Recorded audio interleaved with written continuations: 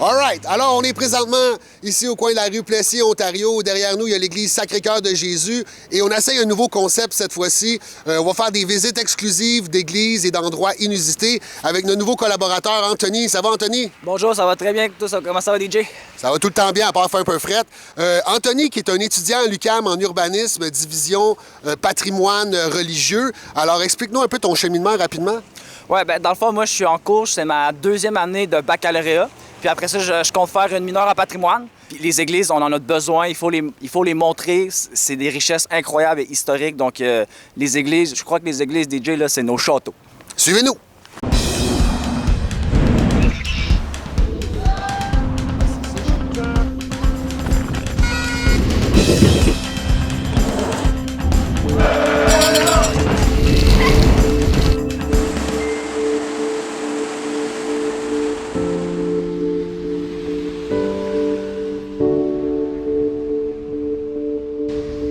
La façade de l'église est quand même très simple pour une église montréalaise. C'est pas dans les plus belles, mais très intéressante au terme architectural, donc parce que c'est le style encore néo-gothique qui est très détaillé par ses pointes, ses arcs qui pointent vers le ciel, avec ses contreforts, toute la verticalité qui représente l'église.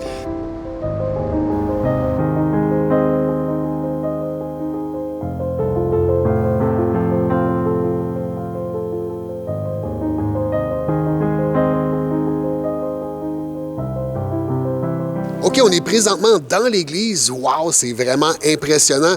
On n'a pas le choix de commencer par la retable. Incroyable, incroyable. Oui, exactement. Donc, le retable date de 1925, qui est sculpté par une compagnie italo-québécoise. Donc, c'est des Italiens, Carli Petrucci, qui ont fait toutes les sculptures que vous voyez.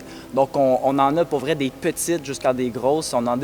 On ne peut pas les compter, c'est innombrable. Il y en a des centaines et des centaines. Là. On va s'approcher. C'est dans les plus belles œuvres d'art du Québec. Exactement. C'est ça un peu l'aberrance de ça, c'est qu'on ne connaît pas vraiment nos œuvres d'art. Là. Ça, c'est incroyable. D'une valeur inestimable, parce que de nos jours, engager des artisans pour faire ça, là, on est dans les plusieurs millions. Là. Oui, exactement. Là. Comme on m'a dit, c'est il y a 30 ans, là, on estimait à la réparation, c'était 1 million de dollars. Là. Donc, imaginez aujourd'hui. Donc, l'église ici, parle-nous un peu du contexte, comment elle s'est développée. Oui, parfait. Donc, en ce moment, on est dans la paroisse Sacré-Cœur de Jésus, qui a été fondée en 1875 avec la cessation la coupure de Sainte-Brigide. Donc, on avait un moulin à cet endroit-là que la paroisse a acheté pour faire vraiment, c'était là qu'ils voulaient faire leur église. Mais on a fait une chapelle dans ce moulin-là. OK, donc aux premières heures avant de faire l'église, l'ancien moulin servait de chapelle? Exactement. Donc, on avait des petits bancs, puis on mettait le monde, ah ouais, donc, on fait une messe là. Puis ça a duré peut-être une couple de mois. Puis après ça, on a commencé à faire le soubassement. 10 ans plus tard, en 1887, l'église est érigée. Donc, on a vraiment... Donc, c'est l'église qu'on voit ici? Non, pas vraiment. Donc, on a eu un incendie après, en 1922, donc qui détruit complètement l'église à quelques œuvres d'art près qu'on a gardées. Plusieurs choses qui ont été perdues. Puis donc, la flèche qui était de 80 mètres, flamboyante sur la rue Ontario, on pouvait la voir de tout le quartier. Donc, malheureusement, on a perdu un point de repère incroyable qui aurait pu être vraiment vital pour la rue Ontario en ce moment, comme la rue Wellington avec les clochers, les rues de Montréal commerçantes avec leur belle église, là, ça en était une, c'est ici. La ville aux 100 clochers, il y en avait un des 100, c'était ici. Puis là, donc, ce qu'on voit, toute l'architecture intérieure, ça date quoi, des années 1920 à peu près? Oui, donc après l'incendie, la résilience de l'église, là, comme je t'ai dit, 1922 l'incendie, 1925 conception du retable. Donc, on n'a pas pris de temps, là, on a tout fait... toute l'architecture qu'on voit ici, là, donc on a vraiment là, le support ici, je ne sais pas si tu vois, là, mais il y a des anges un peu qui se tiennent par la main, c'est un support, on a partout. Là, Le niveau de détail dans l'église est hallucinant. Il n'y a pas un endroit où on pose nos yeux, qu'il n'y a pas un petit détail qui nous chatouille l'œil. C'est comme une dentelle. Oui, exactement. Donc, ils ont passé des heures et des heures, les ouvriers, les sculpteurs québécois, ont tout fait pour... Notre histoire est là-dedans. Là, elle n'est pas juste dans la spiritualité avant 1960. Là, on a passé des heures et des heures dans la culture de ça. Donc, je ne sais pas si je peux te parler en passant de... Ça, c'est l'église de la Bolduc. La Bolduc s'est mariée ici. Elle a commencé à chanter ici. Donc, c'est vraiment... je pense que c'est important aussi. Ben oui.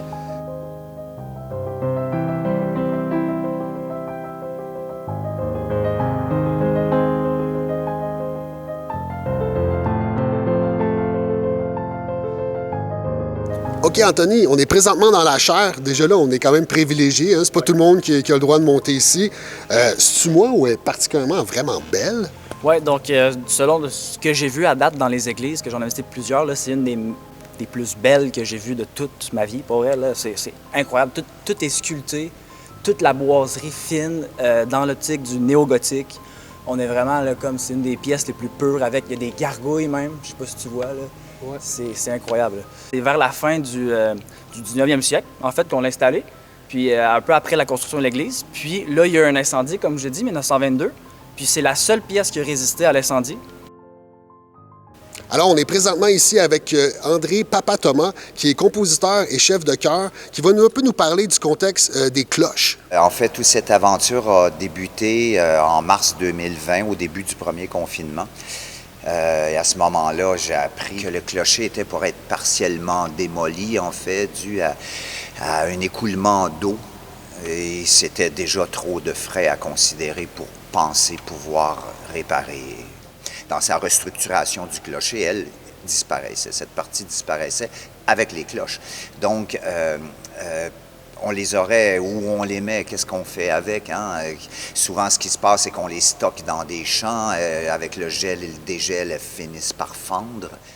Puis là, maintenant qu'ils sont installés, c'est quoi la démarche artistique qu'on fait avec? Là, les cloches se sont retrouvées, d'ailleurs, sont sur des socles. Les socles attendaient les cloches. Elles se sont installées tout de suite.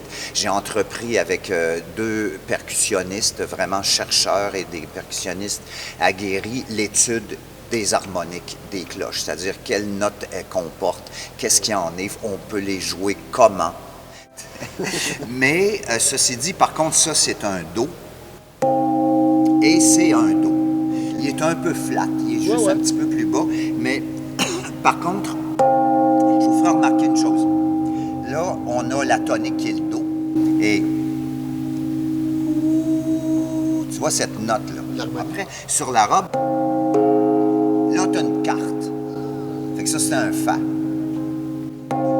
Do, Ré, Mi, Fa, Fa. Là-bas, on a un Fa. La cloche est un Fa. Sur sa robe, on a un La. Fait qu'en tout cas, donc chacune... Donc, elles ont plusieurs tonalités et leurs propres harmonies. Elles ont chacun une deuxième note sur la robe, plus les tierces mineures, les harmoniques de chacune des fondamentales. Fait qu'en fait, ici, on a 3 notes audibles. Le 25 mars, c'est un samedi à 15h, une conférence-concert. Tout ça ponctué d'interventions cloche-orgue avec un chœur aussi en aboutissement. C'est sûr que moi, je veux voir ça. 25 mars, 15h. Excellent, excellent.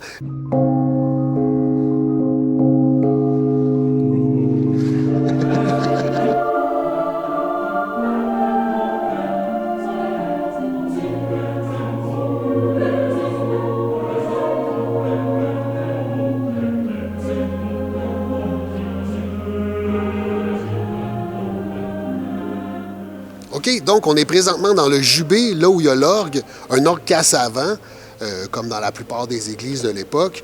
Il y a quand même quelques petites particularités, hein, c'est ça? Oui, exactement. Donc, c'est un opus 1290. Ça, qu'est-ce que ça veut dire? Là? Ça veut dire que Casavant, c'est leur 1290e orgue qu'ils ont fait. Ça date de 1928. C'est l'original. Ils n'ont pas touché. Aucune modification depuis. Donc, c'est ça qui est quand même intéressant. Là. Parce qu'il a tout le temps été bien entretenu, c'est ce que j'ai cru comprendre. Exactement. Donc, on a pris soin.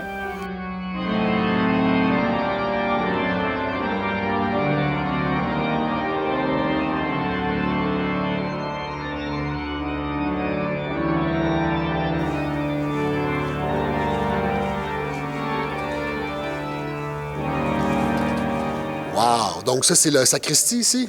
Oui, exactement. Donc, c'est là que les prêtres se préparaient, les marguillaient.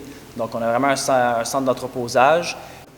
Puis pour les néophytes, là, dans toutes ces armoires-là, c'est quoi? C'est des accessoires qu'ils ont besoin pour faire la messe? C'est leur linge, leur encens? Oui, exactement. L'architecte, c'est Joseph Venn. Puis, on a vraiment une sculpture de son visage à Joseph Venn qui a vraiment littéralement placé en haut, je ne sais pas si tu vois, qui a placé 2 visages, donc lui et son fils qui est apprenti à l'époque. Comme ça, si les gens oubliaient leur nom, le visage restait. Exactement. Donc, c'est vraiment eux qui ont vraiment pris la peine de sculpter ça. Donc, Joseph Venn et son fils qui est apprenti. Très intéressant.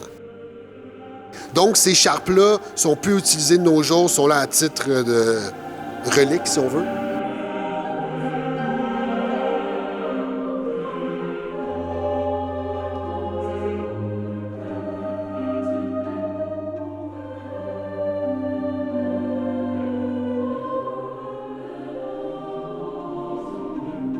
Voici le presbytère Sacré-Cœur de Jésus. Donc, c'est un bâtiment construit en 1894 par Perrault, Ménard et Venn, donc 3 architectes, dont un qui a fait l'église, Venn. Donc, on voit comme un toit en versant, à peu près comme vous voyez au château Frontenac, notre emblème national. Donc, c'est vraiment, ça fait style château, là.